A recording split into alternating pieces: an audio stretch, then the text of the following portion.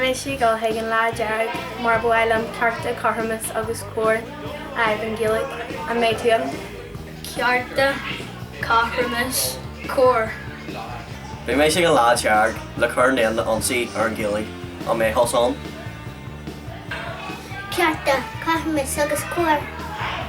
Bhí mé sé an lá dearg mar bhfuil sé tábhachta bhfuil cearta ag mBéal an méid thosáin.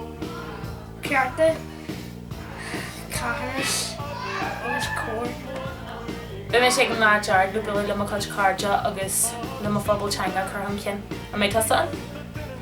Cearta, carthamas, cuair. Cearta, carthamas, cuair.